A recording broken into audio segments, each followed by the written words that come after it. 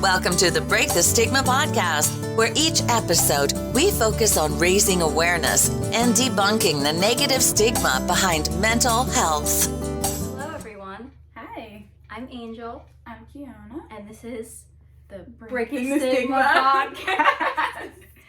That's what it's called. Yes, the stigma. So I thought of this idea for a podcast, and I wanted my lovely friend Kianah here to be my co-host because one, she's going to be my roommate next semester in college, so it would just be a lot easier. And two, because she's kind of like my only friend on campus. Yeah. So, because I have like other friends on campus, but we aren't like as close-knit. Me and Kianah, like, we have a vibe. Yes. Vibe. We vibe together. We're both messed up. Yeah, mentally, in the head, in the noggin here. Yes. So we, how we met. You want to explain how we met? Sure. I started college in the spring semester of last year, and while she was away, our mutual friend was like, "Oh, I have a friend that goes to Montclair. She's coming out of residential." And I was like, "Yay! Okay." Eating disorder friend, because literally I didn't know anyone on campus at the time that like was struggling with it, and it was my first semester, so it was great to like go in and like have a friend. Yeah. And then I met Angel. Yeah, and whenever like the first day I got back from residential, I like was really needing like someone to like be there as like a support buddy, but then also like an accountability partner, because I was still like engaging in some behaviors that like I was working on in res. And so it was really great to like have each other to like back up on that. Like someone who like could truly understand what like your brain's going through. It's not like, why aren't you eating? Or like, yeah, exactly. Like I have some friends that like I tell them like I have certain trigger foods, or like if they're making something, I'm like, oh sorry, like it's a trigger food, and they're like, what the fuck is a trigger food? Exactly. Like it's a food that I can't eat. Yes. And it's just like it's annoying to like have to explain yourself constantly to people. So that's why I like having someone that actually, because like I can easily just like give you a look and then like you can know like what's struggle busting right now. Yeah, that's definitely been like a one of the best things about having you as a friend and meeting you. So #thanks Morgan. Thanks Morgan. If you're watching this, love you. Yes. Also, let's talk about the fact that we're wearing matching shirts right now. Oh, yes. You can cop these shirts on sweetandsourmiracles.com. I have more shirts like this on the website. I also have podcast t-shirts on the website if you want to. And 10% of all proceeds go to the American Foundation for Suicide Prevention. Yes, which is super important because we got to prevent that. Prevent suicide. Yes. In our youth. Yeah, it's super important because, we both have been through that struggle too. Yeah. So leading into that, do you want to talk about how mental health has personally impacted your life? Well, yeah. I was like, what if I said like, no, I don't want to talk about that. Stop asking me questions. No, I'm not doing the podcast anymore. Yeah. But for about like the past 10 years, mental health has been, or depression, and then later on eating disorders have been such a struggle in my life. And it started out from like a young age, around 10, because family crisis. My parents got separated, and there's just a lot of tension going on there. And it just never fully resolved itself, and ended up getting worse. I think the tipping point is when around 11ish, 12, I started self-harming. And that would be like an everyday thing, sometimes multiple times a day. Like I would wake up and be like, I need it. Time to mutilate. Yes. Myself. Fun. No, but that's when it just became like apparent that like, wow, I am not doing well at all. And it just still continued throughout the years. For a decade now. Yeah. Over a decade now. Yeah. I can't math. I can't math. I was literally, I remember it started around January of like 2011, and this year it's like, it's my anniversary. It's my decade anniversary of being fucked up. Yes, I'm not better, and I'm still alive. Still alive, sadly. Yes. I think for me, I also started self-harming around the same time. I've been in therapy like on and off also since I was around that age. And I had like an issue where like my mom would take me out of therapy because she thought that I didn't need it. And I was like so young, so I didn't like know how to explain to her like, no mom, like I want to kill myself, I need therapy. Yeah, right. So I think like the hardest part for me was like not having anyone around me that knew what I was going through. So like I was just kind of like alone in my own head and like trapped in a sense. And like I wanted to like be crying for help, but like no one was listening. Well, I just got really deep there. That was uncomfortable. Hey, you know, this is what this is for, this space. This episode I'm actually calling Getting Comfortable with the Uncomfortable. So boom, there we go. That just made me uncomfortable. Yeah. And I can totally relate to like the feeling of no one. I'm a quadruplet, so I have 3 other people my age living life normally uninhibited by like those crushing dark feelings. So yeah, none of them are fucked up. Well, now they are. Oh, good. Yeah, not good. So you have someone to relate to. Yeah, well, my sister definitely has her struggles. My brothers are, you know, they're coasting by a little bit. Yeah, I feel like with boys, it's always like, even if a boy is struggling, though, they're gonna make it the least bit known possible because they have the mindset like, boys can't cry. I know, especially with my brother, Kyle, he has that mentality, and like I can tell he's struggling because I've known him all of our lives. Yeah. But like outside people will be like, oh, he's just being Kyle. No, like no, there's something wrong, but he's not gonna say. Yeah, unless you like force him. And it's like annoying too because even with like relationships, like I have a boyfriend, and in my relationship, like even if I know he's upset.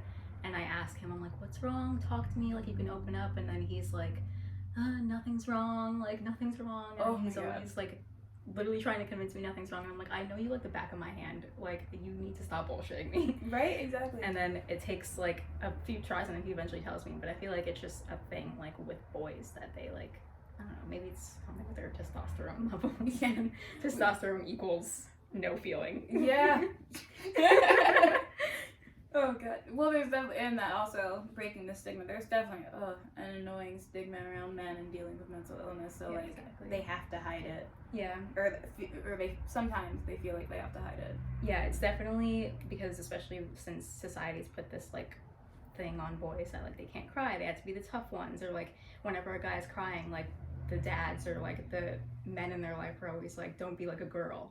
Yeah. And so then toughen up. Yeah. So then that makes it seem like they're associating girls with weakness and guys with toughness, so that's I feel like that's why boys automatically grow up thinking they're superior to girls, because they grew up hearing don't be like a girl, don't be weak. So they grew up thinking that boys are weak and they need to be like strong, macho. Yeah like sensitivity has like become like a weakness for guys. Yeah, exactly. And it's like stupid because everyone has emotions, every human has feelings no matter what sex you are. Like, yeah. Do you think like being quadruplet like made it harder growing up with like your eating disorder, especially because you just always had 3 other siblings that you were constantly compared to? Oh, definitely. Even before like mental illness even was a part of my life, there's always been this comparison game with my siblings, like, oh, you're shorter than everyone else, or you're a little bit heavier. And then with academic stuff, I was always pit against my brother Kyle, because my other siblings have like, what are they called? Learning disabilities. Yeah. So, and me and my brother didn't. So of course that meant that like inherently we were smarter, which is no way the case. Yeah. Because my other 2 siblings are smart as hell. But there was always this competition to be the best. And when the outer pressure stopped, because as we gotten older, my parents learned that wasn't the right way to do things. Yeah. The inner pressure just like ramped up, and that definitely contributed to my eating disorder because I had to be the best. Yeah, and I think that that's also something with like different personality disorders. Like for me, I have borderline, and in my mind it's always like black or white. Like there's never a gray area or any in between. So like I'm either the worst person alive or I'm God. Like there's never an in between. So with me, whenever I was like compared to someone, it was either like, it wasn't ever like you're just like a little worse at math than them. It was just like, I am horrible at math and I am an incompetent human. Or if someone was like, oh my gosh, like you got a 2% higher grade than this person, I was like, I am a god compared to you. Like it was never bow down at my feet. Yeah, exactly. How did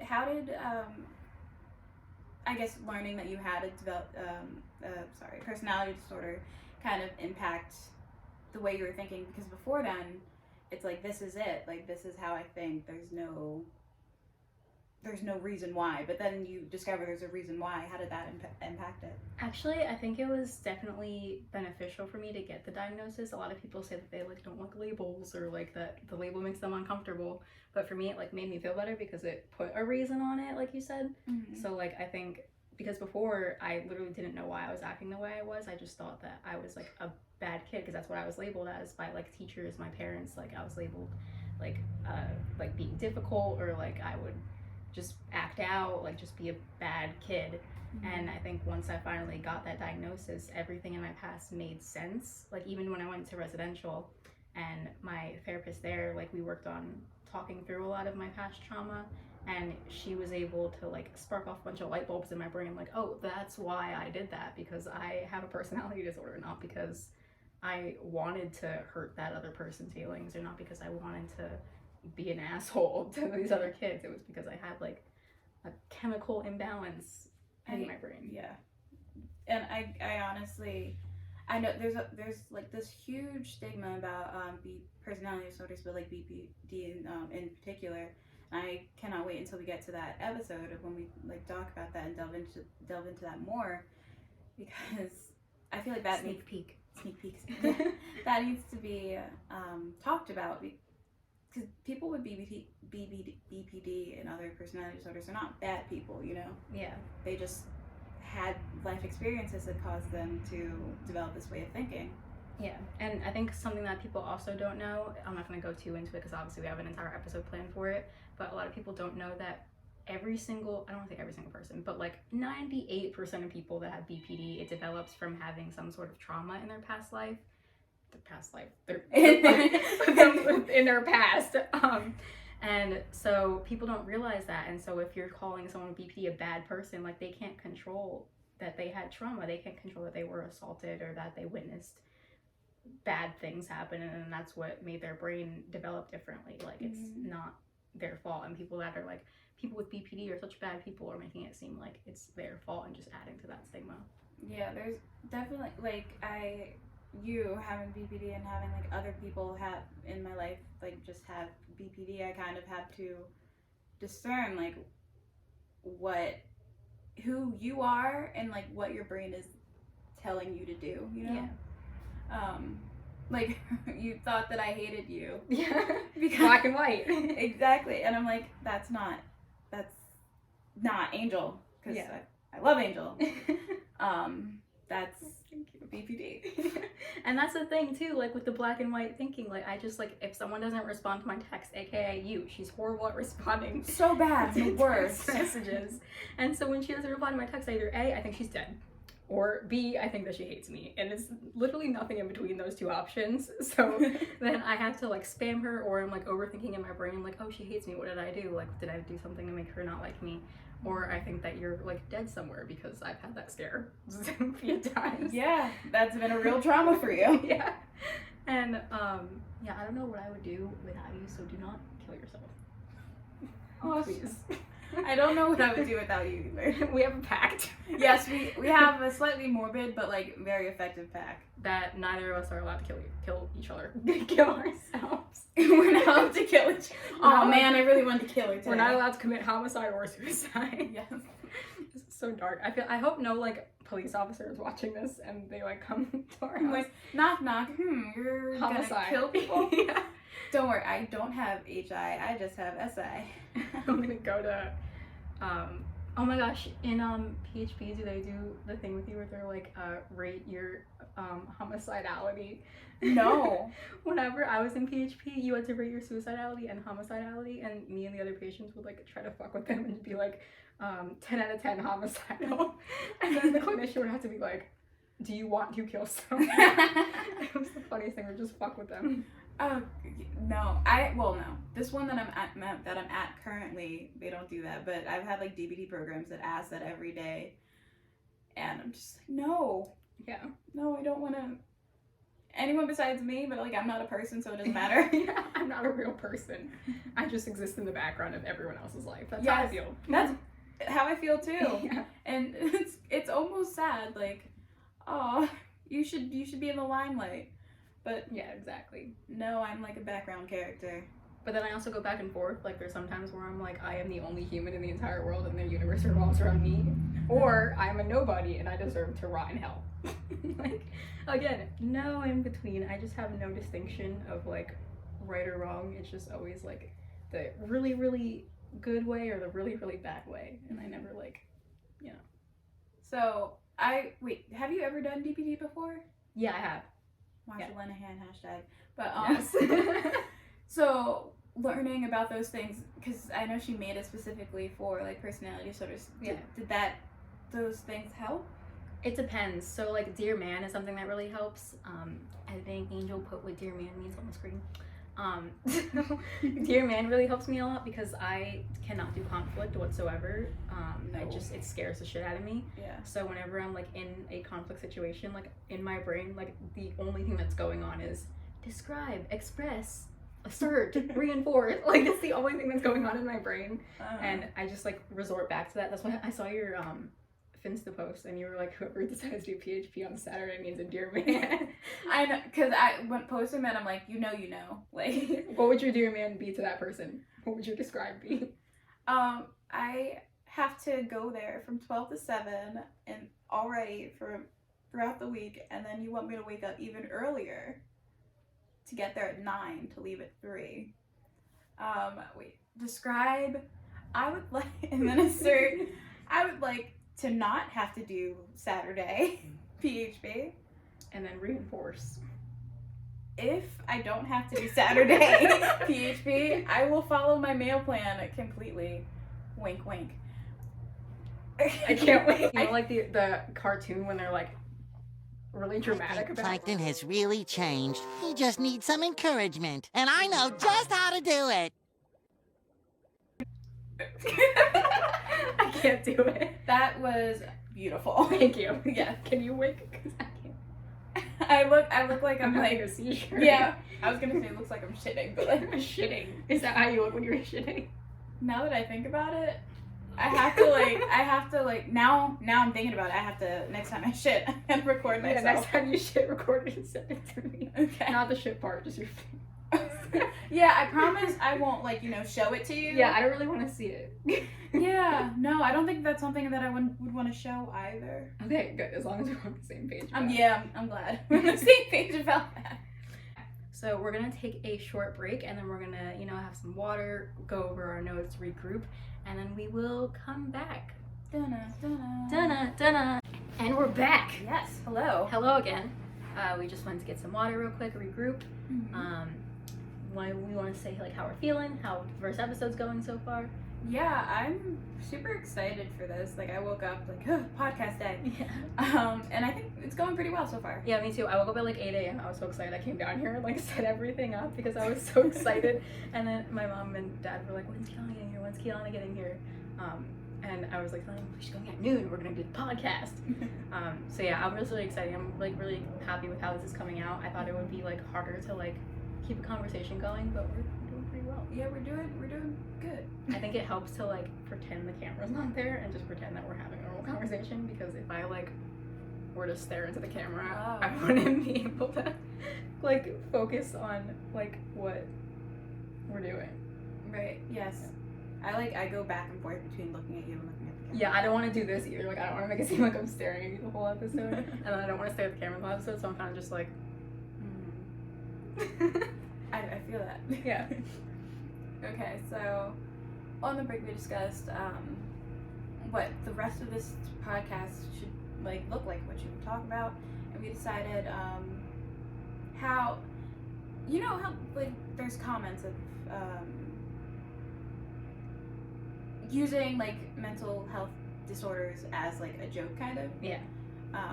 What's the biggest one that shakes you up. Yeah, I think for me, definitely the biggest one is when someone says like that they're having a mood swing and that they're bipolar, because I grew up, like, my dad has bipolar, I struggled with bipolar, and so just hearing someone say that a simple mood swing equals bipolar, like you're on their period and PMSing and that equals bipolar, that pisses me off so much, because it's way more than just like happy, sad. Like there's so much in between. There's like rage, there's like impulsivity that like you can't even like describe to people.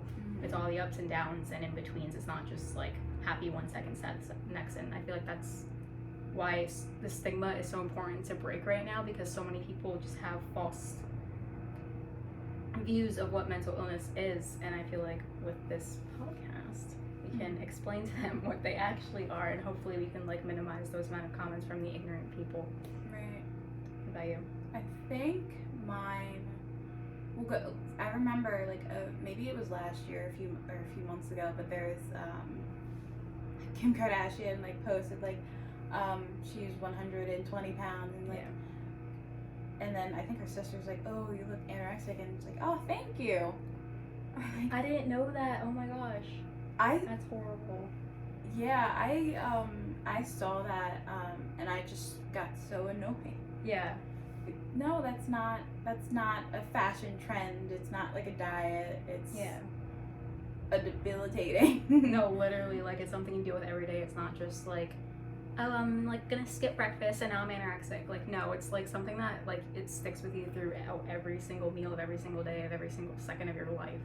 It's not just like going off of that though, you know, on TikTok when like a really like skinny pretty girl is doing a TikTok dance and like half the comments are like, well, guess I'm not eating today, I'm gonna starve myself after this. It makes me so mad, because like skinny shaming isn't as bad as fat shaming in my opinion. But like they still have insecurities. Like skinny people can still be insecure, and seeing a million comments of people saying they're not gonna eat because of you, like that's horrible. Like, you, like, I mean, with me, I have a fucked up brain, so if someone called me skinny and that they didn't want to eat because of me, I'd be like, oh, yeah. So you think I'm skinny? Yes. So you think I'm skinny? Let me have my moment. Knowing you would definitely like fuel that whole eating disorder It would side fuel of you. it. But like for someone that, and again with that too, like you don't know if they're struggling with an eating disorder. So if you're saying something in the comments like, I'm not going to eat because of you, what if they actually have an eating disorder and you're just fueling that more, and you can be the reason that leads them to like hospitalization because they tip the edge of like starving themselves to meat, because they think that the comments are true, that they're skinny, and then that fuels their brain like, yes, I want to be skinny, and then they just keep going. It kills them. Yeah. And even on like the flip side, like I'm heavier, but I wasn't always. So seeing those comments, I'm like, wait, so should I be joining along with that? Because right now I'm not, like, my thickness is not quote unquote acceptable. Yeah, and even like those cultural things are deeply ingrained in like almost everything that I do. Yeah. Like when I'm walking out, I'm like, okay, this group of girls are staring at me because I have like something extra. If I'm wearing something that I think is confident and I get stares, or I wear something and I feel confident and I get stares, I'm like, okay, no, they're seeing everything now, because now I'm pointing out all my flaws, because, and then I like turn it onto them, but they're doing it to me, but I'm really doing it to me. Yeah, exactly. Like you're internalizing what's not, because like when people are looking at you, they could be like complimenting you in their mind, but in your mind you're gonna think that they're insulting you. Yes. You don't, like, that's like the automatic, like they're staring at me, I must look bad, instead of like they could be looking at you because it's like, wow, I like her outfit, I should ask her where it's from. Because like I've gotten that before, like where I saw someone staring at me for like a solid 4 minutes, and like I got really insecure, and then they came up to me. We were in like a Burger King line, and they came up to me and they were like, I'm sorry, like I just really want to know where your leggings are from. And I was like, oh, like, you could have said that 4 minutes ago before I started overthinking my entire life and my existence. Like, oh god, that's on bullying for me though. Yeah, I bully myself more than other people bully me though. I think growing up, like, I was bullied a lot, so then I just learned how to like bully myself. Yeah. So like they can't tell me something that I don't already know. Yeah, it's like the hurt them before they hurt me. Mine's wait, hurt myself before they hurt me. Yeah. type of thing. I think that's also where like self-harming comes in, like with the control factor, because like even if someone isn't like physically saying things that are hurtful to you, you like think that they are, and then you internalize that, and then you hurt yourself physically because you're hurting mentally. At least that's how I try to describe self-harm to people that don't understand. Like they're like, well, how is that going to help you? And it's like, it's not helping, it's just making the pain, because I feel like mental pain is a lot worse than physical pain. I agree. So like doing physical pain to yourself makes it easier on the mental pain. That is one of the motives behind my self-harm, but the other one is because sometimes, especially when I'm in those like high stress areas, my brain goes from this to this, like back and forth. Yeah. I just need like some quiet, and I feel like in those moments of self-harm, there's quiet, but then right after it's like It just comes back and like screaming. Yeah. Exactly, which is not, which is why it's not helpful. Yeah, Or exactly. in the long run, you know. Yeah, like it's like a instant gratification thing. Like you need quiet like right then. It works, and it's also like an adrenaline rush when you first do it. Like if you're like, even if you're completely numb and that's why people say like they just want to feel something. Like if you're really numb and you do it, it's like you get that burst of adrenaline through your body, and then it's like it relaxes you in like a weird way. Like that's why it's so addicting. I feel like 'cause it's like a drug. Oh yeah. And I wish it wasn't, because the ugly scars to prove it. They're not ugly. Oh yeah, I'm supposed to say they're. You're supposed to say they're beautiful. Yeah, they're battle scars. Your battle scars. They're my tiger warrior scars. I've overcome, but honestly, some people like I commend them for having that mindset. Maybe I'm not there yet, but right now I just want to cover them with tattoos. What do you think about people saying that people self-harm for attention? Oh my god, I've gotten that, and I hate it. Yeah. Because that's the last thing I want attention for. You know, it could self-harm. You get like a black dot on you saying like, okay, you're weird. Like you do things that are not what other people do. So it's definitely not an attention thing. Not a lot of people that I've met like show off their scars. It's most of the time hidden. Yeah, because it's like a shame thing. Like you're not proud of it. Like it's something like you do, and immediately after you're like, I'm ashamed of myself.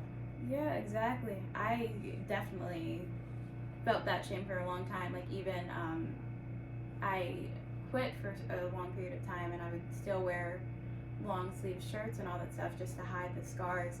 And now I don't actively do it. I do it every once in a while, which is Progress. Yeah, it's drastic difference.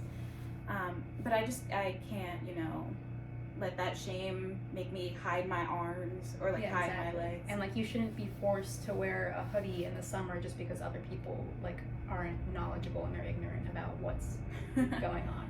Remember Sonic? Yeah. One time. You want to talk about it? Yeah. We went to Sonic just to eat food. Like the anorexics we are. Hey, I'm bulimic, so stop. No.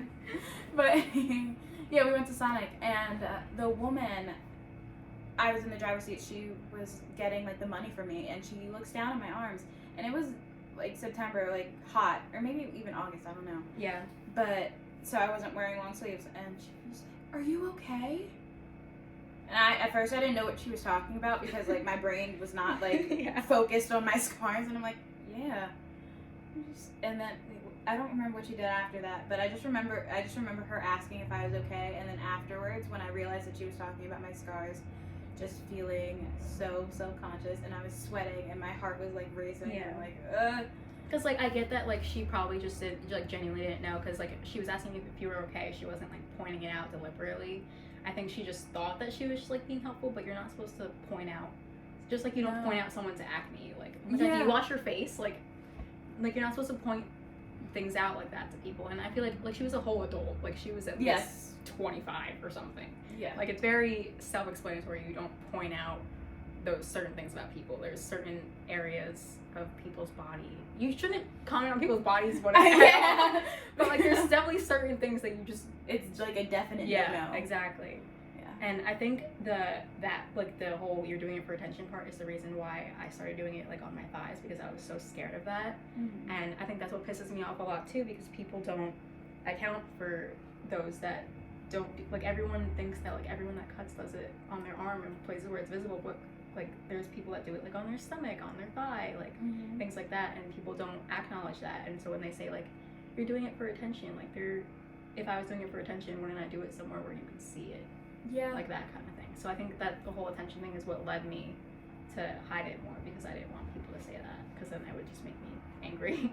Yeah, that's how I was when in the beginning, I did it on my arms, and then I was like, oh no, we're gonna say stuff, so then I did it on my thighs, and then at one point I just didn't care. Yeah. I can't go back, and I wish I cared a little bit more, but that's, that was my journey. I didn't really have I still really don't have a lot of self-love, but. Well, I love you. And I love you. Oh my gosh, we don't love each other. We don't love each other. We don't love I was gonna say we don't love ourselves, but we love each other to make up for it. Yeah. Sometimes I wish I could see what you see when you look at me, It's the same. Like, it's like the one SpongeBob episode where they switch eyes. They switch eyes.